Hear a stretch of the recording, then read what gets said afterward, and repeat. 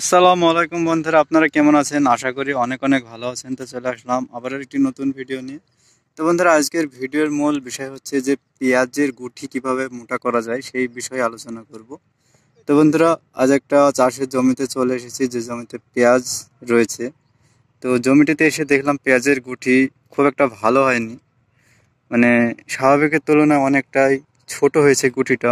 কিন্তু এই গুঠিটা একটা ওষুধ দিয়ে মোটা করা সম্ভব।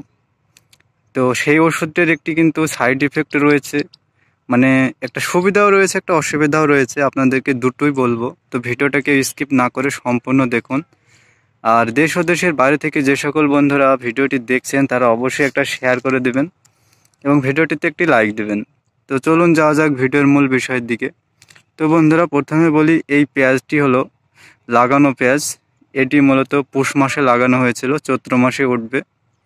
তো এই পেঁয়াজগুলো গুঠি দেখুন স্বাভাবিকের তুলনায় অনেকটাই ছোট, কিন্তু এই পেঁয়াজগুলোকে মোটা করা যায় সেই ওষুধটির নাম হলো এক কথায় পিজিআর।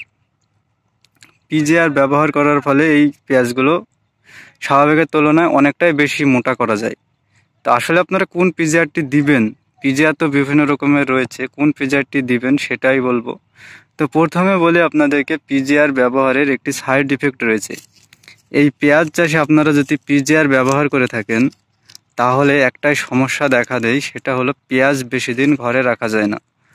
পেঁয়াজটি যদি আপনি তুলে সঙ্গে সঙ্গে বিক্রি করে দেন, মার্কেটে চলে যায়, তাহলে বেশ ভালো কথা, তাহলে আপনারা পিজিআর দেন। কিন্তু পেঁয়াজটি যদি আপনারা 4-5 মাস ঘরে রেখে বিক্রি করতে চান, তাহলে আপনাদেরকে প্রথমেই বলে দেব পিজিআর না দেওয়াই উত্তম। তো এবার বলি বন্ধুরা, কোন পিজিআরটি সবচেয়ে ভালো। তো সবথেকে ভালো বলতে গেলে পিজিআর, মানে পেঁয়াজের বা রসুনের গুঠি মোটা করতে সবচেয়ে ভালো কাজ করে থাকে প্যাক্লোভোট্রাজল। তো এবার আপনাদেরকে যাচাই করতে হবে আপনার হাতের নাগালে কোনটা রয়েছে, প্যাক্লোভোট্রাজল জাতীয় ওষুধ কোনটা সবচেয়ে ভালো, মানে আপনার হাতের নাগালে রয়েছে। তো আমাদের এখানে টিকটাক রয়েছে, এছাড়াও কার্টার, তাবলি এগুলো রয়েছে। এর মধ্যে কোনটা ভালো? তো দেখুন বন্ধুরা, তাবলি, কার্টার এগুলো আপনাদের হাতের নাগালে আশা করি সকলেরই থাকে, এগুলো কমন। কিন্তু টিকটাকটি একটি এমন একটা ঔষধ, এটি খুব ভালো, এটা সকলের নাগালে থাকে না। তো আমি আপনাদেরকে সাজেস্ট করব, আপনারা যদি জমিতে পেঁয়াজের গুঠি মোটা করার জন্য ওষুধ ব্যবহার করে থাকেন তাহলে অবশ্যই টিকটাক ব্যবহার করুন। তার কারণ হচ্ছে টিকটাকে প্যাক্লোভোট্রাজল থাকে 40%, আর পেঁয়াজের গুঠি মোটা করার জন্য আমাদের প্রয়োজন প্যাক্লোভোট্রাজল। তাই এমতো অবস্থায় আমাদেরকে প্যাক্লোভোট্রাজলের জন্য টিকটাক ব্যবহার করাই উচিত। কার্টার একটি সুবিখ্যাত নামী ওষুধ, কিন্তু কার্টারে প্যাক্লোভোট্রাজল থাকে 25%। তাহলে এখানে আপনাদের বোঝা উচিত যে প্যাক্লোভোট্রাজল টিকটাকে যেহেতু বেশি, তাই ওর রেজাল্টটা অনেকটা বেশি হবে, তাই অবশ্যই টিকটাক ব্যবহার করুন। এবার বলি টিকটাকের ডোজটা। তো বন্ধুরা, টিকটাক আপনারা জমিতে ব্যবহার করার আগে ডোজটি হলো 16 লিটার বা 15 লিটার জলে মাত্র 5 ml ভালোভাবে গুলে জমিতে স্প্রে করে দেবেন।